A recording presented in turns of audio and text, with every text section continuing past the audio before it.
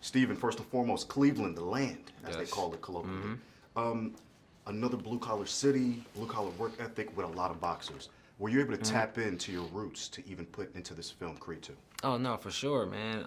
Like you said, blue collared, down to earth type of city. You know, Absolutely. it still is a city, but sometimes it feels like the town 'cause it's just small. You know, so I don't know. It's very, it's relatable. If you go into Cleveland, you feel the hospitality, you feel everyone working hard, and I think that all trying to conveys when it comes to boxing or any kind of sport. You know what I mean? Anybody trying to go after something or chase something, there's a little bit more of a struggle with it, so to speak, just because of where you're from. You know, and so yeah, definitely within the film and personally in my life, obviously there's connections to it and.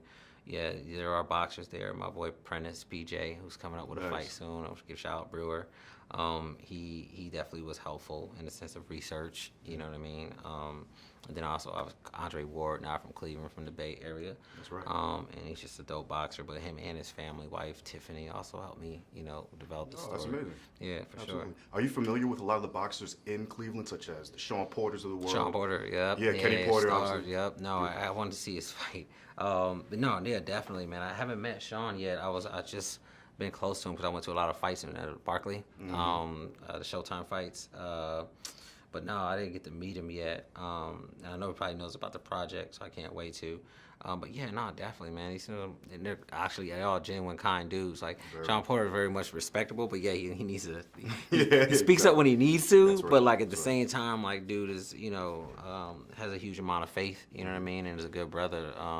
Yeah, I can't make him meet the dude. Yeah, Absolutely. So, I yeah. want to talk pressure. I mean, obviously, Creed 1 did exceptionally well, and this is a legacy franchise flick. Number one, when you got the call, how did you deal with the pressure, and was there any knowing that you're now part of the legacy? Yeah, I think some pressure is even hitting now. As we speak, and the movie's about to come out.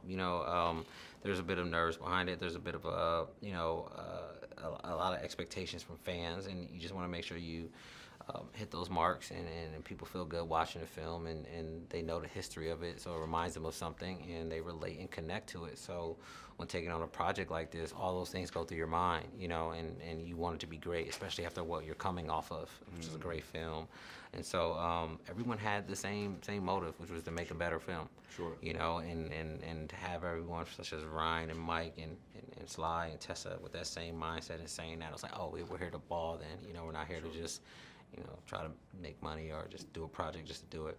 Absolutely. I want to talk, last question, family values, and obviously vengeance is a huge theme with this between the two fathers. How did you, number one, know how to approach building that ethos up in relation to Creed 1? Yeah, I mean, you just don't look at it as a vengeance necessarily. I think for Dragos, in order to side with him, you gotta be able to side with him. It's either their perspective. So their perspective was, after going into the fight, we deserve a shot at this title because this dude's a great boxer, and if anything, he's probably better than Creed. They were calling him out. Absolutely. And I think when Creed saw that as that, he started to think about his own morals and started to think about himself. Like, hey, am I the best fighter in the world? Do I need to fight this dude to prove myself?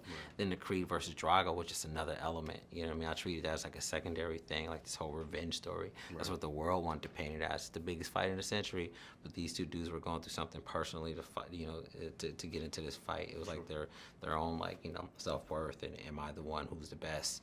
I think we were all able to pull from that at a certain point, and I think these guys put that on the screen.